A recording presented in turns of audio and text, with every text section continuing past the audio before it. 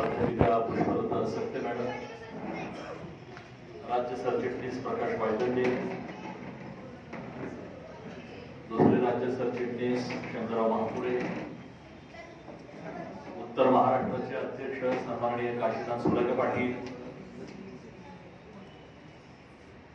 नगरवरून आवर्जून या ठिकाणी उपस्थित असलेले आम्हा सगळ्यांचे ज्येष्ठ मार्गदर्शक, आमचे मित्र आणि दलित महासंघाचे माजी नगर जिल्हा अध्यक्ष सन्माननीय नामदेवराव चांदणे, नगर जिल्हा कार्याध्यक्ष कडूभाऊ लोंढे, त्याचबरोबर सांगली जिल्हा अध्यक्ष विकास बल्लाळ, कोल्हापूर जिल्हा अध्यक्ष बाबासाहेब जबडे, कार्याध्यक्ष विलास कांबळे, पश्चिम महाराष्ट्र उपाध्यक्ष अंजुम देसाई, अशोकराव गायकवाड जिल्हा संघटक, त्यांच्याबरोबर आलेले सगळे सहकारी, कांचन गायकवाड, वंदना बार्देसकर, वत्सला मॅडम, अक्काताई, यशोदा, मंगल सुतार, सुशीला पवार, मंगल तांबरे आणि जिने आमच्या अतिशय चांगल्या पद्धतीने शुभेच्छा दिल्या ती आमची लाडकी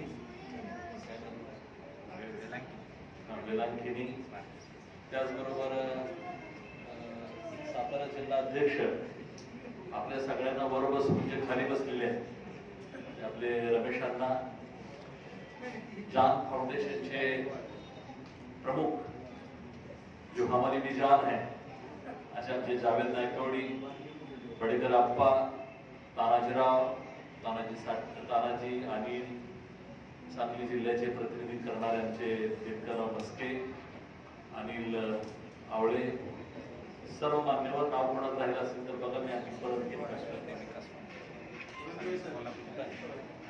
विकास लोंढे आलेले आहेत, बळीराम आलाय असं नाव घेतलं पण मला काय बळीराम दिसलेलं आहे, बळीराम असं मागं बसून कसं चालायचं बळीराम, पण ठीक आहे आपण सगळे इथं आले.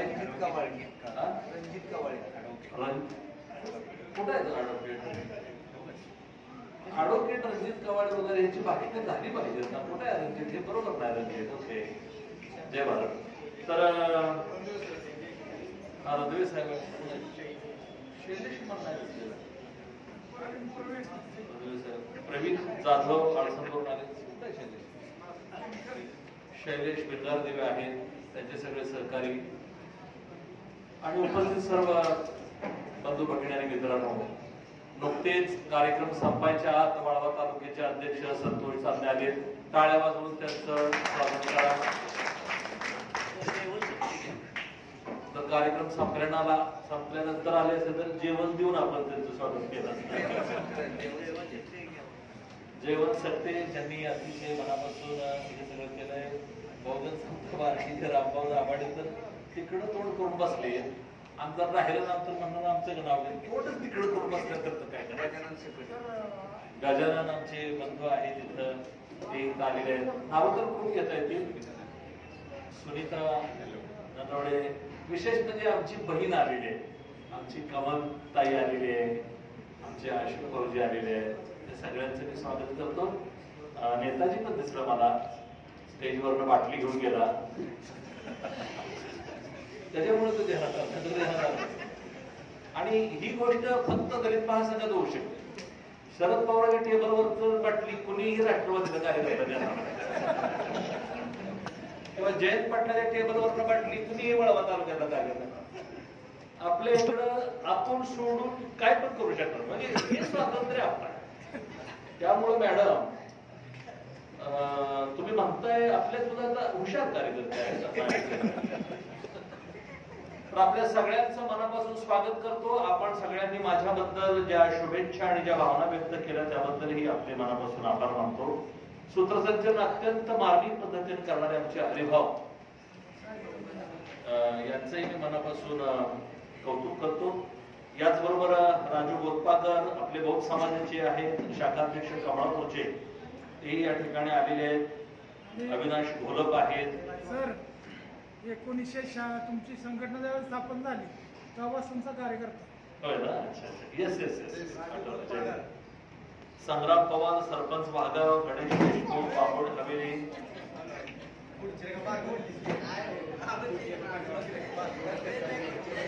असं काय होत नाही. पायात रॉड आहेत तरी माणसं आलेली आहेत तिथं. काय होत?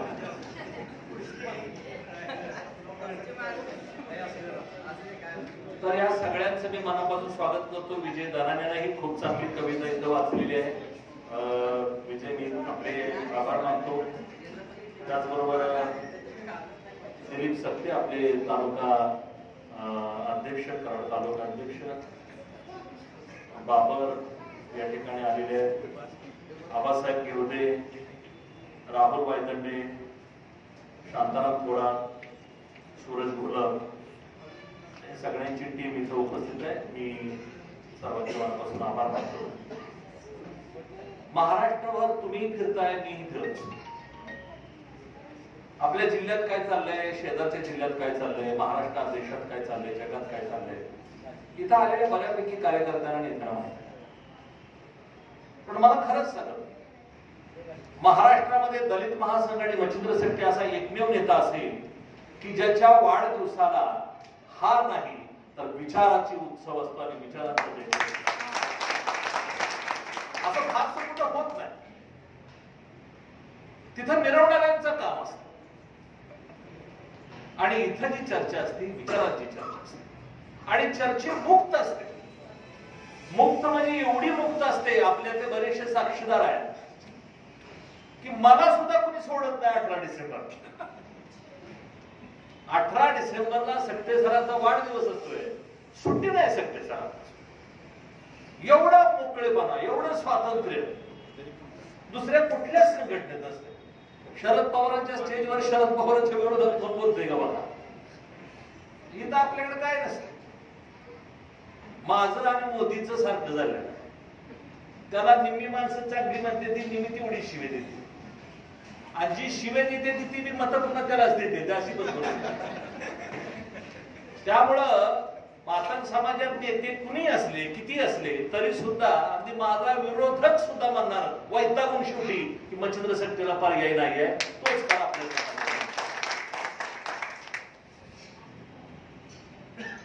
बऱ्याच गोष्टींची चर्चा इथं झाली आणि त्याचा मोहापोह मला घ्यावाच लागेल. प्रकाश भाऊ वायदंडे राज्य सरचिट त्यांनी 2-3 मुद्दे मांडले. मला जास्त बोलायचं नाही म्हणले, पण त्यांनी 3-4 मुद्दे मांडले आणि असे मुद्दे मांडले की त्याच्यावर प्रत्येकाने परत आपापली प्रतिक्रिया दिली आहे. मॅडमनी ते एका गोष्टीचा उल्लेख केला की प्रकाश वायदंडे दलित महासंघाच्या माध्यमातून ज्या पद्धतीनं काम करतात त्याच पद्धतीनं पारधी समाजासाठी सुद्धा ते काम करतात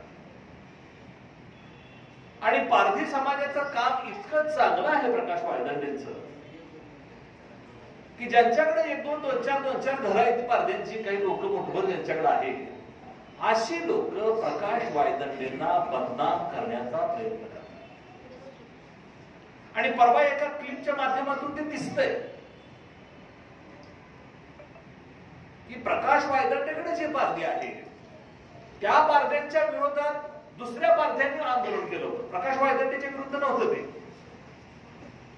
आणि त्याची क्लिप घ्यायला, त्याची न्यूज गोळा करण्यासाठी म्हणून जे चॅनलचे लोक गेले, ते सांगताय प्रकाश वायदंडेचं नाव घ्या, दलित महासंघाचं नाव घ्या आणि त्या पारध्यासने काही ते नाव घ्यायला येणार नाही. दलित महासंघ म्हटलं तर ती म्हणते ती दिलीप महासंघ. दिलीप सक्ते तुमचं एवढं काम झालेलं आहे जिल्ह्यात, म्हणजे आजपर्यंत मी एवढं काम करतोय तर मच्छिंद्र महासंघ कोण म्हणत आहे? पण तुम्ही मागं वाद घातला तेव्हापासून सगळे दिलीप महासंघ म्हणाले.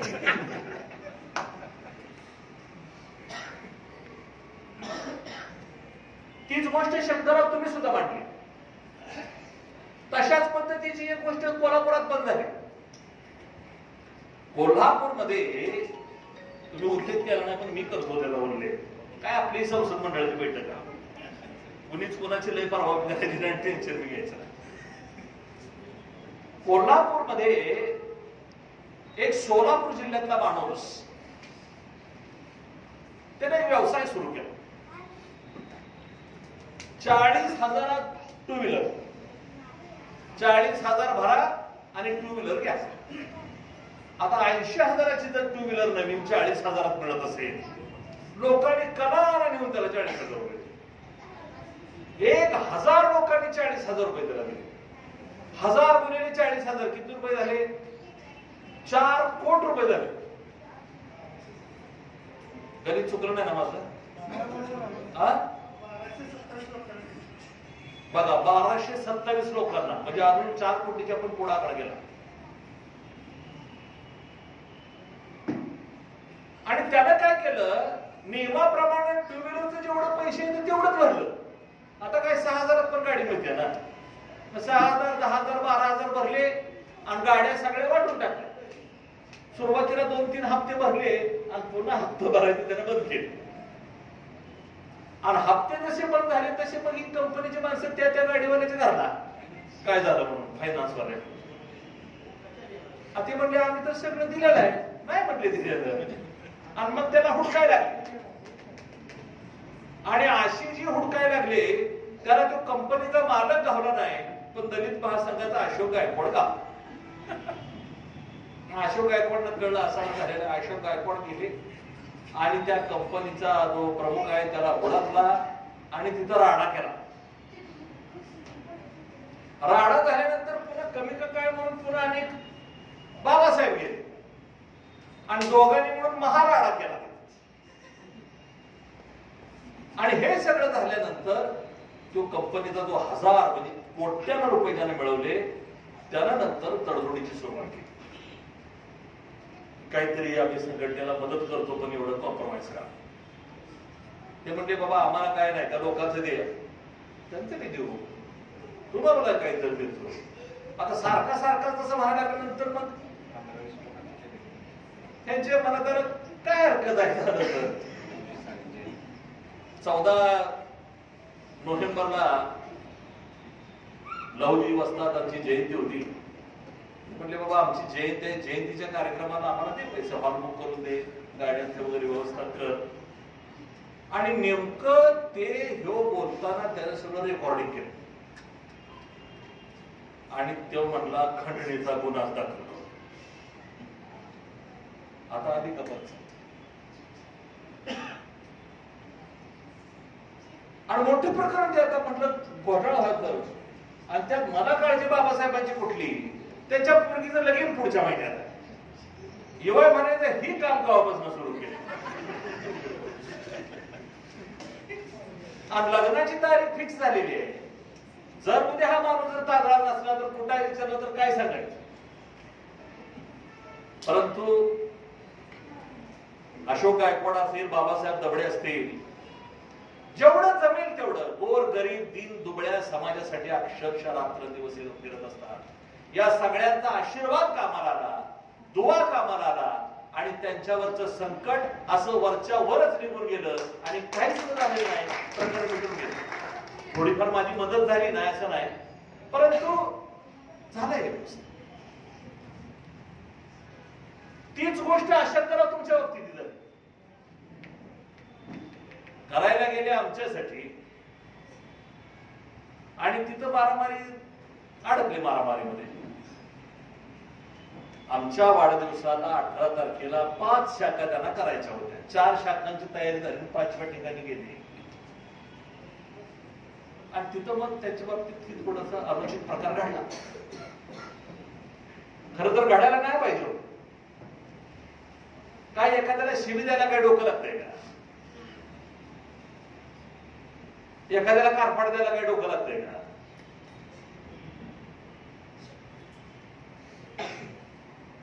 आणि ह्यांच्या बाबतीत तसंच झालं. मी त्याला सांगितलं टेन्शन घेऊ नका म्हणून. आम्ही सगळ्यांना सांगतो टेन्शन घेऊ नका. शरद पवार साहेबांना सुद्धा कारपाट दिली. सगळ्या भारताला फक्त शरद पवार माहित आहे, कारपाट दिले त्याचं नाव सुद्धा कुणाला माहित आहे. डॉक्टर बाबासाहेब आंबेडकरांच्यावर दगडफेक झाली, महात्मा गांधींच्यावर हल्ला झालेला आहे, जयंत पाटलांच्यावर आटपाडीत हल्ला झाला होता. बरोबर ना? माझ्यावर तर तलवार हल्ला, चाकू हल्ला, दगडफेक सगळं झालेलं आहे.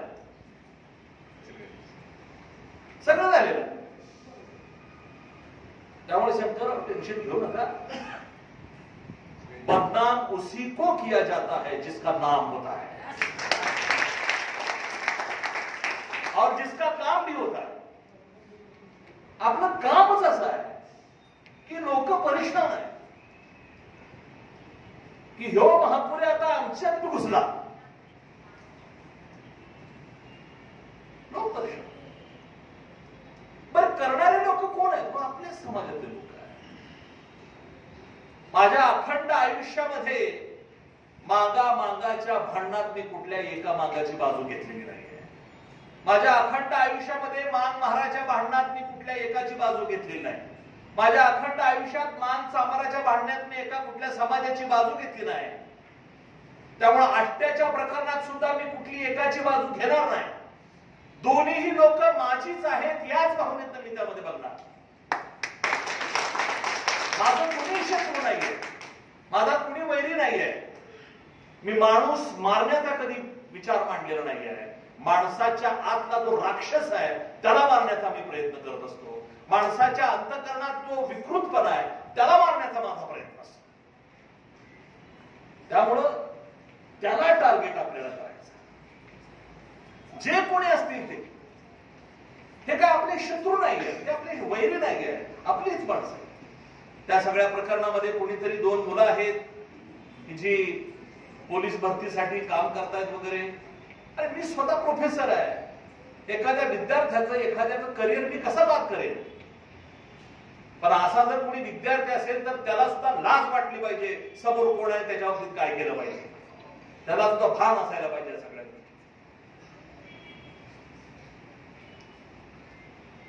दलित महासंघाला टार्गेट का करतात लोक? त्याचं कारण एकच आहे, दलित महासंघ ऐकत नाही म्हणल्यानंतर अशा पद्धतीच्या विकृत मार्गाचा अवलंब करतात आणि तरीही दलित महासंघ ऐकत नाही. आणि त्याचं कारण असं, मॅडम तुम्ही आता कावळ्यांची गोष्ट सांगितली. जे जे म्हणून कावळे त्यातला आपल्या बरोबर कुणीही कावळा नाही. दलित महासंघामध्ये कावळे नाही. दलित महासंघामध्ये शिवबाचे किंवा फकीराचे लहुतीचे मावळे लक्षात ठेवा. कावळ्यांना आणि बावळ्यांना थारा नाही आपल्यासाठी. कावळे बावळे जाऊ दे तिकडं. जर कोण म्हणलं मला तिकडं जायचं मी मग तू गाडी खर्चाला तिकीट देतो, जा तिकडं. आपलं भांडण माणुसकीच्या प्रतिष्ठेसाठी आहे. आपलं भांडण समाजाच्या प्रतिष्ठेसाठी आहे. आपलं भांडण ज्याला नाव नाही, ज्याला गाव नाही, त्यांच्या प्रतिष्ठेसाठी आहे. आणि म्हणून आमचा कार्याचा कार्यकर्ता जेव्हा रेशन कार्डाचं, रेशनच्या दुकानातली जी काय व्यथा सांगत होती ती मी अतिशय बारकाईने ऐकत की रेशनिंग वरती प्रत्येक माणसाचा जो अधिकार आहे तो अधिकार त्याला मिळत नाहीये. आणि आता तर सरकारनं वेगळंच काम सुरू केलं आहे. आता तुम्ही म्हणाल मातंग समाज कदाचित खुश होईल का माहिती, कदाचित इथले होतात का नाही कोणाच ठाऊक. पण रेशन कार्ड वरती दारू द्यायचं सुद्धा आता सुरुवात करणार आहे. कुठं किती प्रगती सरकारनं केली आहे. 1 लिटरचा 1 लिटर म्हणजे किती नवटात बिवटा काय असते की त्यात 100 मिली काय काय असते की त्यात 900 का 1000 मिली 1000 मिली एका काय तुम्ही सांगताय का? मला हात केल्यामुळे वाटलं मी समजून सांगतो मात्र का. साधारणपणे मला माहित नाही म्हणून मी विचारतो आणि खरोखर मला माहित नाही म्हणून विचारतोय की साधारणपणे शंकरराव तुम्हाला सांगता आलं तर बघा, साधारण माणूस पिऊन किती पिऊ शकतो एका वेळेला? किती स्टॅमिना सरासरी? दिनकर तुला माहित आहे काय? बाबर तुम्हाला काय माहिती? किती आहे? 350. 350 मध्ये काय होणार? 350 मिली म्हणा. हा मिली म्हणजे 1 लिटर मध्ये 2-3 टायमाचा विषय 4 दिवसाचा आहे. 4 दिवस म्हणजे महिनाभर चालणार नाही. 180 मिली. सरकार माणसांना द्यायला काय लागलं हे आपण त्यांना. एक काळ असा हो की तेल आलंय म्हटलं की मी स्वतः पिशवी घेऊन आमच्या मनाची जाऊन नंबराला उभा आहे. रेशनच्या दुकानात आमचा पहाटेपासून नंबर असायचा.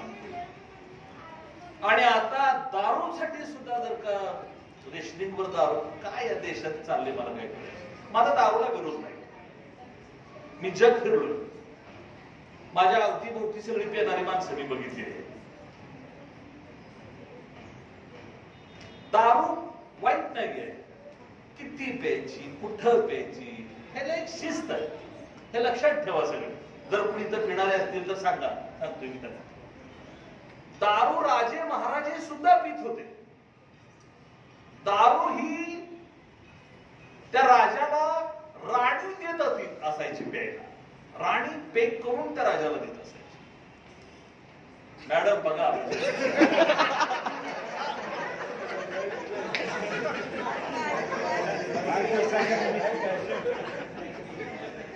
मला उचलून पुढे न्या. दारू ही सुद्धा प्रतिष्ठेनं प्यायला पाहिजे. दारू ही दिवाणखान्यामध्ये पलंगावर घ्यायची गोष्ट आहे मित्रांनो. तिला जर आपण उकरड्यावर घ्यायला लागलो तर ती उकरड्यावर ठेवणार निघून जाणार. आणि पुन्हा मी तर असं काय लोकांचं केलंय की फोटो काढल्या तर उकरड्यात गटारात पडलेल्या आणि त्याला दावल्याच्या नंतर हे बघतो येतो. तिची प्रतिष्ठा करा, तिचा सन्मान करा, कुठलीही गोष्ट अतिरेक करू नका. आपली मुलं बाळा आहेत, आपल्यातला माणूस दारू पितो, व्यसनाधीन होतो, गावातली माणसं त्याला शिवे देतात, त्याला हसतात, टिंगल करतात. त्यावेळेला त्याच्या मुलांना काय वाटत असेल याचा विचार प्रत्येक बापाने करायला पाहिजे. की तुझ्या दारू पिण्यामुळं जर तुझ्या बायकोची, तुझ्या मुलांची जर अप्रतिष्ठा होत असेल तर आपण त्याचा विचार करायला पाहिजे. आणि म्हणून या सगळ्या गोष्टीकडे आपण सगळ्यांनी लक्ष दिलं पाहिजे असं मला स्वतःला वाटतंय. तर रेशनिंगच्या दुकानाच्या संदर्भात जे काही त्यांनी सांगितलेलं आहे त्याच्याबद्दलचा अभ्यास, आपले या सगळ्या गोष्टीचा प्रकाश वायदांचा अभ्यास खूप चांगला आहे. आमचे दिलीप सत्ते सुद्धा कुठं जाऊन अभ्यास करतात मला अजूनही कळालेलं नाही. हरिभाव, ग्रामसेवक, तलाठी या सगळ्यांच्या बाबतीत अतिशय चांगला बारकाईनं अभ्यास आहे. त्याच्या मी पोस्ट वाचल्या, पत्र्याच्या पेट्या त्यांनी कामगारांना भेट दिली आणि चांगले आहेत. मला सुद्धा मला वाटत मी सुद्धा कामगार आहे, मला एखादी पेटी द्या, पण मला वाटतं तुमच्याकडे जे कामाला आहेत त्यांना तुम्ही पेट्या देता आणि आम्हाला पेटार. विकासाच्या योजना कशा मिळवायच्या याचं सुद्धा ट्रेनिंग झालं पाहिजे. हे होत नाही.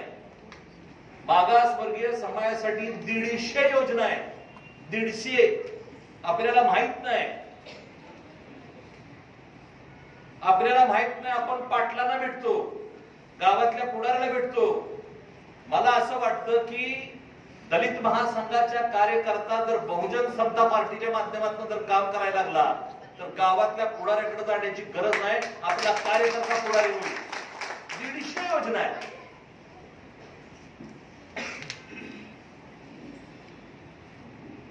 मित्रांनो, राजकारण फार महत्वाचा भाग आहे. हे सांगणारा मी पहिला माणूस नाही. माझ्या आधी डॉक्टर बाबासाहेब आंबेडकरांनी सांगितलंय.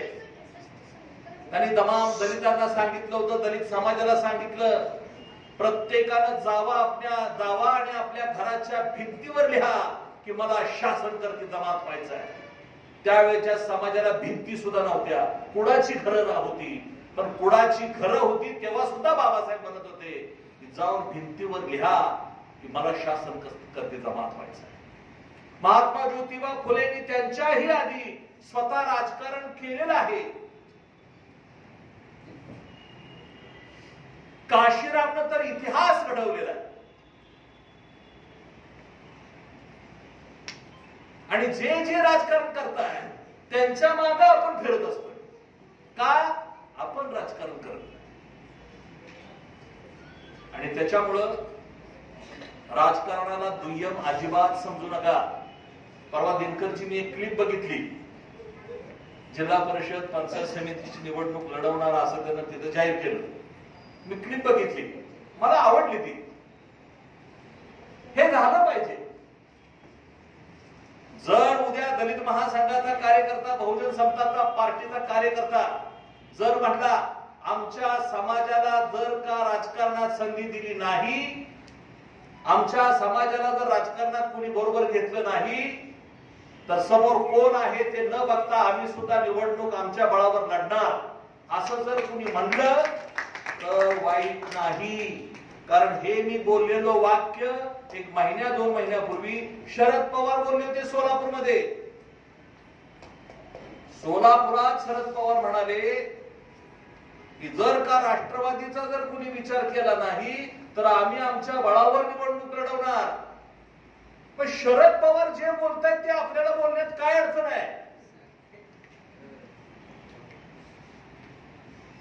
एवढा मोठे देशाचे नेते शरद पवार साहेब, त्यांचाही परवा वाढदिवस झाला 12 डिसेंबरला, मी त्यांना शुभेच्छा देतो. एवढे मोठे राज्यकर्ते, राजकारणी, त्यांची तर तब्येत बघितल्या तुमच्या लक्षात येत असेल की किती थकलेत ते. पण तरी सुद्धा बैठका चालू आहेत आणि आपलं कुठेही थकलेलं दिसत नाही, तरी बैठकीला जात नाही, येत नाही. आणि हे काम आपल्याला करायचं. आणि येत्या 1 जानेवारी पासून इथं बळीराम आहे, रामभाऊ आहेत, बरीच टीम आहे. सगळ्यांना मला सांगणार की बहुजन समता पार्टीकडे आपण सगळ्यांनी लक्ष दिलं पाहिजे. मी स्वतः बहुजन समता पार्टीकडे विशेष लक्ष देणार. मी बऱ्याच कार्यकर्त्यांना म्हणतोय अरे बहुजन समता पार्टीचं आपण काम करूया, तर ते म्हणतायत काय झालंय सर, दलित महासंघाचा एक ब्रँड झालेला आहे. हे खरंच आहे. जो ब्रँड झालाय तो सुद्धा तुमच्यामुळे आणि माझ्यामुळे ब्रँड झालाय, लक्षात ठेवा. आणि मी आज तुम्हाला सांगतोय की येत्या 2 वर्षामध्ये 2024च्या निवडणुकीत बहुजन समता पार्टी हा सुद्धा ब्रँड झाल्याशिवाय राहणार नाही. तुम्हाला आज सांगतोय 100% मी हे काम करणार. माझी जेवढी म्हणून शक्ती आहे तेवढी शक्ती मी खर्च करणार, पणाला लावणार. पण आपण हा ब्रँड बनवणार. त्याचं कारण असं आहे की मित्रांनो, आपले सगळ्या प्रश्नाची उत्तर राजकारणात लावतात आणि आपल्याला ते करता येणं झालंय. खुळी माणसं राजकारणात आहेत, खुळी माणसं, खुळी पण आहेत आणि बुळी पण आहेत राजकारणात.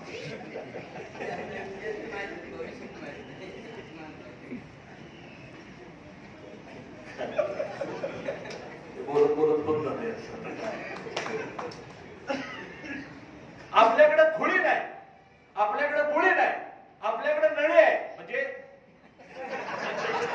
अशी ही सगळी नळीवाली माणसं दलित महासंघात आहे आणि ती मात्र राजकारणात नाहीये, तर हे काय बरोबर नाही. त्यामुळं दलित महासंघाच्या माध्यमातून समाजकारण आणि बहुजन समता पार्टीच्या माध्यमातून राजकारण करण्याचा संकल्प आज मी माझ्या वाढदिवसाच्या दिवशी मी असा खोळ्यासारखं बोलणार नाही. आपल्यातले काही नेते म्हणतात आमच्या पक्षाचा मुख्यमंत्री होणार. आता मी पण म्हणू शकतो बहुजन समता पार्टीचा तर पंतप्रधान होणार. काय त्याला अर्थ आहे या बोलण्याला? एखाद्याच्या पक्षाचा नेता काय सांगतो मुख्यमंत्री होणार. तुझा मुख्यमंत्री तर माझा पंतप्रधान. या बोलण्यात काय अर्थ नाही. मी एवढंच सांगतो की माझ्या समाजाचा, माझ्या पक्षाचा माणूस मुख्यमंत्री होईल नाहीतर नाही होईल, खासदार होईल नाहीतर नाही होईल, आमदार होईल नाहीतर नाही होईल, जिल्हा परिषदेचा सदस्य होईल नाहीतर नाही होईल, पण मुख्यमंत्री कोण करणार, खासदार कोण होणार, आमदार कोण होणार ते मात्र ठरवण्याची ताकद माझ्या पक्षाच्या कार्यकर्त्यांना हे मला सांगतात. आणि मी ते करणार, मी ते करणार. 2024 2च वर्षात तुम्हाला प्रचिती तुम्हीच म्हणणार. 2024च्या 25च्या माझ्या वाढदिवसाला तुम्ही म्हणणार सत्य सर म्हणत होतं तसंच त्यांनी केलं. पण गंमत बघू नका. तुम्ही जर म्हणायला लागला कसा करतोय तीच आम्ही बघू. हे आपली भारी असं करणार आहे, ब्रँड करणार आहे, कसं करतोय तर असं नाही. वेळ दिली पाहिजे. सातारा जिल्ह्यामध्ये प्रकाश पायदंडे समाजकारणात काम करतायत. आमचे रामभाऊ दाभाडे जबरदस्त विचारी माणूस आहे. रमेश सातपुते बरोबर आहे का चुका? विचारी माणूस आहे. त्यांना कधीही सांगा, त्यांचा ते अभ्यास बघून मी त्यांना बहुजन समता पार्टीचा जिल्हाध्यक्ष केलं. तेही आनंदाने म्हणले यस. तेव्हापासून ते म्हणतायत आपल्याला काम करायचं आणि आजही ते तेच म्हणतायत आणि मी पण तुम्हाला तेच सांगतोय आपल्याला काम करायचं. पण आता बहुजन समता पार्टी आणि दलित महासंघाचा कदाचित हे वर्ष संपतंय. आज पहिलीच बैठक आहे, संयुक्त बैठक. इथून पुढं दलित महासंघाची बैठक वेगळी होणार आणि बहुजन समता पार्टीची बैठक वेगळी होणार. दलित महासंघाचं अधिवेशन तुम्हाला घ्यायचं आहे ना प्रकाश भाऊ, तुम्ही सांगा कधी करायचं आहे, आपण ते करू. पण मी आज जाहीर करतो, जानेवारी मध्ये बहुजन समता पार्टीचं राजकीय अधिवेशन कोल्हापूरमध्ये आपण जानेवारी मध्ये घेतला. त्याला टाइम नाही हो, त्याला टाइम नाहीये. राजकारणामध्ये टायमिंग फार महत्वाचं असतं आणि आपल्याकडे घड्याळ नसते आणि असलं तरी लक्ष नसतं. मी तर वापरतच नाही घड्याळ. म्हणजे माझी 2-4 घड्याळ हरवले म्हणून मी घेत नाही. पण मला आता घड्याळ घ्यावं लागणार.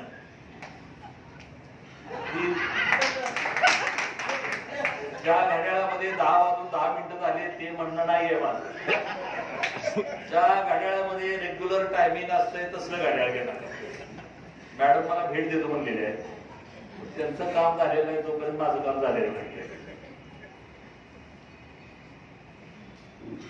टायमिंग राजकारणात फार महत्वाचं. आणि मी सहज आपल्या मित्रांना सांगतो, तुम्ही सगळे जबाबदार माणसं आहात.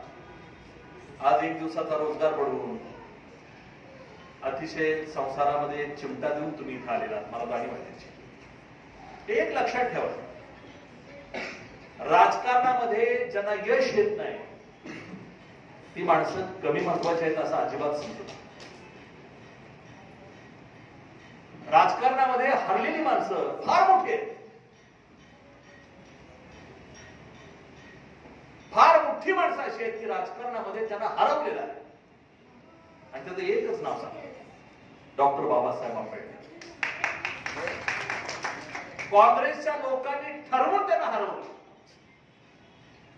बाबासाहेबांच्या विरोधात जो निवडून आला त्याचं नाव सुद्धा कुणाला माहित नाही.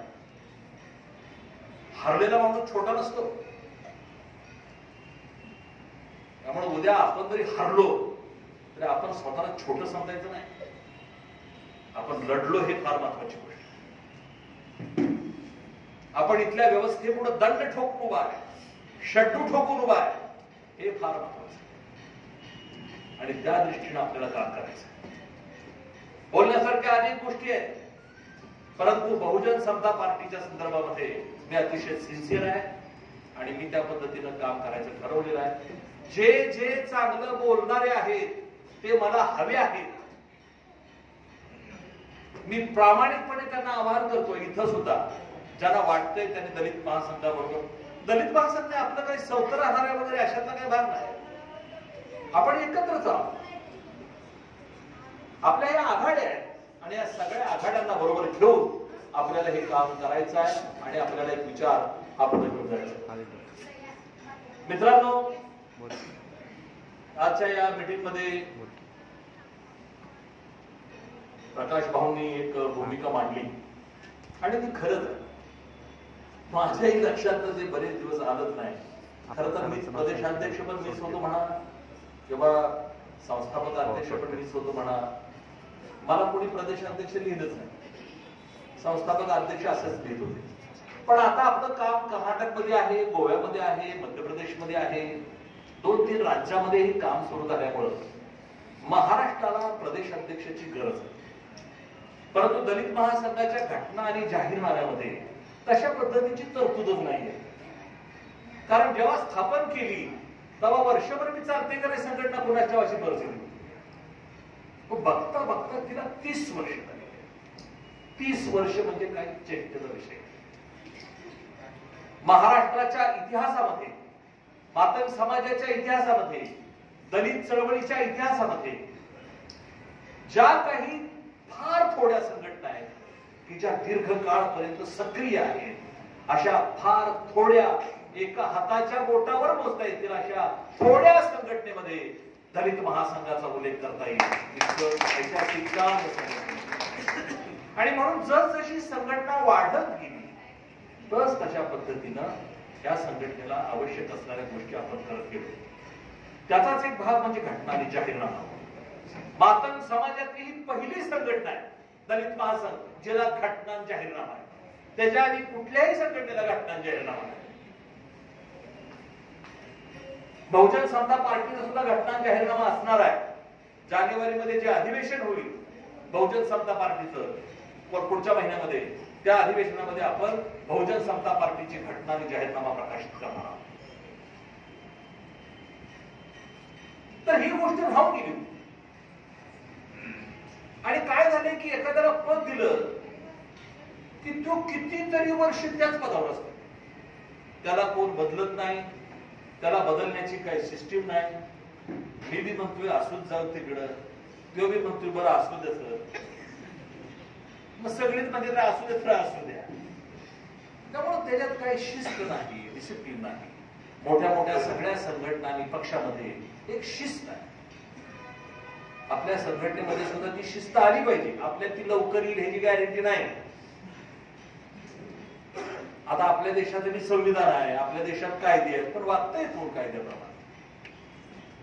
कायदा आहे रस्त्याच्या डाव्या बाजून चालावं, माणसं बदलत चालले. आणि त्याला जर सांगितलं बाबा कडक चाल तर तो म्हणतो तुझ्या गावाचा रस्ता आहे का कुठल्या बी चालेल. मग त्याला म्हणायचं झोपून रांगत चाल म्हणायचं. कायदा आहे पण कायद्याप्रमाणे कोणी वागत नाही. पण कायदा तरी असला पाहिजे आणि म्हणून संघटनेला एक शिस्त असली पाहिजे. त्या दृष्टीनं आपल्या दलित महासंघामध्ये एक सिस्टीम आहे. त्या सिस्टीमचा एक भाग म्हणून मी आपल्या पुढे एक प्रश्न मांडतोय की जो प्रकाश वायदंडेंनी सुचवला होता, तो म्हणजे दलित महासंघाला प्रदेशाध्यक्ष असला पाहिजे. तर मी आज आपल्या सगळ्यांना एक घटना, नवी घटना आपण करतोय आणि ती दुरुस्ती आहे त्याची, की मी एक ठराव मांडतो त्याच पद्धतीनं. मी काही लिहिलं नाही तर माझ्या मनात आहे की मी बोलतो की इथून पुढं दलित महासंघाला एक प्रदेशाध्यक्ष असेल आणि त्याचा कालावधी 2 वर्षाचा असेल. एक प्रदेशाध्यक्ष असेल तो 2 वर्ष राहील. समजा काही कारणामुळे त्याला बदलण्याचे अधिकार असतील आणि समजा त्यानं चांगलं काम केलं तर त्याला पुन्हा संधी पण देता येईल. आपल्याला 2 वर्षाच्या ऐवजी 4 वर्ष काम करेल, पुन्हा 2 वर्ष आपलं करत. तर मी स्वतः आता इथून पुढं दलित महासंघाचं उद्याच्या 1 तारखेपासून मी राष्ट्रीय अध्यक्ष म्हणून नाव लावायचं मी ठरवलेलं आहे. बास आता महाराष्ट्र, आता बास दलित महासंघ. आणि जे तुम्ही अधिवेशन घ्यायचं म्हणताय त्या अधिवेशनामध्ये आपण दलित महासंघाची सुद्धा घटना आणि जाहीरनामा आपण तयार करणार आहोत.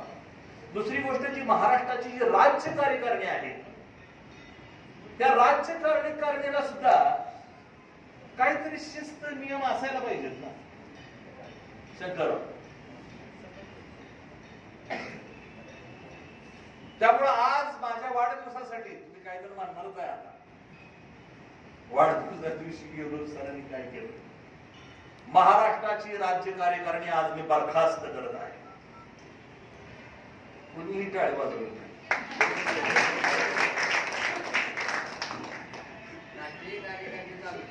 राज्य कार्यकारिणी बरखास्त केलेली आहे, जिल्हा कार्यकारिणी नव्हे. राज्यावरची जी पद आहे ती आज सगळी रद्द. प्रकाश भाऊ त्यामध्ये आपणही आहात, आपणही शंकरराव मानपुरे आहात. अजून कुठल्या राज्यावर दिसेना झालंय. राज्य कार्यकारिणी बरखास्त, कार्याध्यक्ष बरखास्त, सगळे बरखास्त. नवी कार्यकारिणी 1 जानेवारी पासून कार्यरत होईल. उद्याची 1 जानेवारी, 8 दिवसामध्ये. किती दिवस राहत आहे? 12 दिवसात नवी राज्य कार्यकारिणी दलित महासंघाला मिळेल. आणि आपण हा ठराव केलेला आहे काय तो ठराव तुम्हाला मान्य आहे? मी आज आपल्या सगळ्यांच्या साक्षीनं, एक तर तुम्ही माझ्यावर प्रेम करता आणि तुम्हाला हे माहित आहे की सत्य सर करणार म्हणजे वाईट काय करणार नाही. तर तुम्ही जसं दलित महासंघावर प्रेम करता तसं मी सुद्धा दलित महासंघावर खूप प्रेम करतो आणि तुम्ही जसं माझ्यावर प्रेम करता तसंच मी सुद्धा तुमच्यावर प्रेम करतो. काय आय लव्ह यू म्हणलंच पाहिजे अशातला काय नाही, पण म्हणायला काय हरकत, I love you to you all. त्यामुळे मी काय वाईट करणार नाही. माझा उद्देश चांगला आहे, माझा हेतू चांगला आहे. 1 जानेवारीला नवा राज्य आपला प्रदेशाध्यक्ष असेल आणि नवी कार्यकारिणी असेल, तोपर्यंत आपण सगळे प्रभारी म्हणून आहे त्या पदावर राहणार. 1 जानेवारी पासून आपण सगळे आहे त्याच पदावर किंवा आपण ठरवा, त्याच्यावर विचार करा आणि निर्णय घ्या. मी आज प्रदेशाध्यक्ष जाहीर करतो की ज्याचं काम 1 जानेवारी पासून सुरू होईल आणि दलित महासंघाचे पहिले, माझ्यावर विश्वास आहे ना? विश्वास असेल तर टाळ्या वाजवा. मी एवढ्यासाठी सांगतो की काय आहे की आपल्या समाजामध्ये मला अभिमान आहे की आपल्या कार्यकर्त्यांच्या मध्ये समज आहे, पण समाजामध्ये ही समज नाही की 1999ला शरद पवार साहेब ज्यावेळेला काँग्रेसमधून बाहेर पडले, संगमा अनवर, काय अनवरच ना, तारिक अनवर आणि शरद पवार साहेब बाहेर पडले आणि बाहेर पडल्यानंतर हे तीन पद, एक ख्रिश्चन होते, एक मुस्लिम होते, एक हिंदू, त्या तिघांना मिळून सगळ्या देशात पत्रकारांनी टाकलं अमर अकबर अँथनी. हे तिघं बाहेर पडले आणि त्यांनी निवडणूक लढवली काँग्रेसनं राष्ट्रवादीच्या विरोधात आणि राष्ट्रवादीने काँग्रेसच्या विरोधात निवडणूक लढवली. आणि ज्या वेळेला सरकार बनवायची वेळ होती त्यावेळेला हे दोन्ही पक्ष पुढे एकत्र आले आणि त्यावेळेला मुख्यमंत्री विलासराव देशमुख झाले आणि राष्ट्रवादीचं उपमुख्यमंत्री कुणाला करायचा असा प्रश्न निर्माण झाला. शरद पवार साहेबांच्या उपस्थितीमध्ये बैठक झाली आणि त्या बैठकीमध्ये कोण कोण इच्छुक आहे त्यांची नावं पुढे आली. त्यासाठी 3 जण उपमुख्यमंत्री होण्यासाठी उभे राहिले आणि ज्या आमदारांनी मतं दिली ती मतं सर्वात कमी मतं भुजबळ होते. त्यामुळे भुजबळांना सगळ्यात कमी मतं पडली. म्हणजे सगळ्यांच्या दृष्टीने बघितलं तर भुजबळ उपमुख्यमंत्री नाही व्हायला पाहिजे होते, पण शरद पवारांनी ठरवलं की या महाराष्ट्रामध्ये जर त्यांच्या बाजूनं मुख्यमंत्री विलासराव देशमुख असतील तर आपल्या बाजूनं तेवढाच एक सक्षम कुणीतरी असायला पाहिजे. आणि बहुमत ज्याचं होतं त्याचा असताना सुद्धा शरद पवार साहेबांनी सांगितलं आपल्या बाजूनं माझं म्हणणं आहे की छगन भुजबळ झाले पाहिजेत आणि शरद पवारांचा शब्द म्हणून सगळ्यांनी ते मान्य केलं. मी ही गोष्ट एवढी लांबडी एवढ्यासाठी सांगितली की तुम्ही सुद्धा माझं म्हणणं मान्य करावं ही माझी. मित्रांनो, ज्यांनी मला अतिशय प्रामाणिकपणे साथ केलेली आहे, दलित महासंघावर तुम्ही जेवढं प्रेम करता तेवढं तेही प्रेम करतात आणि तुम्ही जसं दलित महासंघाचं काम करताय तसं त्यांनी काम केलेलं आहे. कधीही एका शब्दाने संघटनेबरोबरची निष्ठा त्या माणसाला डळू दिली नाही. जो माणूस सातत्याने गेली 26-27 वर्ष दलित महासंघाशी एकनिष्ठ आहे, असा एक निष्ठ नेता, आपल्या समाजाचा कार्यकर्ता, त्याची मी महाराष्ट्राच्या प्रदेशाध्यक्षपदी घोषणा करायचं ठरवतोय. आज माझा वाढदिवस आहे, पण आज पहिला हार मी त्याला देणार आहे आणि त्याच्यानंतरचा तुमचा हार मी स्वीकारणार आहे. अतिशय चांगला, दिलदार, अभ्यासू, निर्मळ, प्रेमळ अशा एका नेत्याची मी महाराष्ट्रापुढे त्या नेत्याला आणतोय आणि दलित महासंघाचा पहिला प्रदेशाध्यक्ष नगर जिल्ह्याचे काशीनाथ सुलागे पाटील यांनी व्हावं अशी मी अपेक्षा करतोय.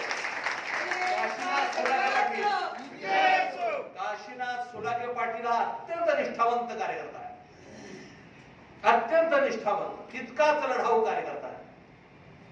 मगाशी ते भाषण करताना आपण एकमेकाची नावं सुद्धा सांगण्यात आलो. आता इथून पुढे दलित महासंघाच्या कार्यक्रमाला काशीनाथ सुलागे पाटील आले पाहिजे आणि काशीनाथ सोलागे पाटील तुमच्याकडच्या कार्यक्रमाला इकडचे नेते तिकडे गेले पाहिजे, हे झालं पाहिजे. त्यामुळं इथून पुढं एक नव्या रूपामध्ये दलित महासंघ संपूर्ण महाराष्ट्राला दिसेल. आणि मी जो निर्णय घेतलाय तो नवी पिढी समोर ठेवून, आपले कार्यकर्ते समोर ठेवून निर्णय घेतलेला आहे. मी आपल्या सगळ्यांच्या साक्षीनं ज्या खुर्चीवर मच्छिंद्र सकटे बसत होते त्या खुर्चीवर काशीनाथ सोलागे पाटलांनी बसावं असा मी आदेश देतो.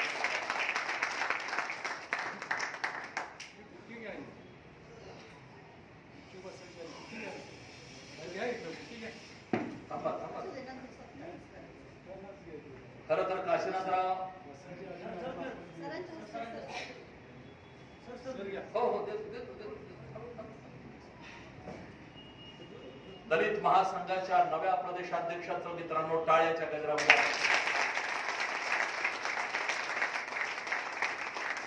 हे तुम्हाला कुठल्याही संघटनेत दिसणार नाही. माणसं खूप जबरदस्त असतात, पण ती समाजासमोर आली पाहिजे. आणि मला खात्री आहे 2 वर्षानंतर प्रदेशाध्यक्ष बदलला जाणार आहे.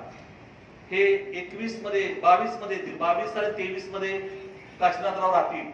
तुम्ही जर ठरवलं तर काशीनाथराव पुन्हा, नसेल तर पुढच्या वेळेला कुणी होऊ शकेल.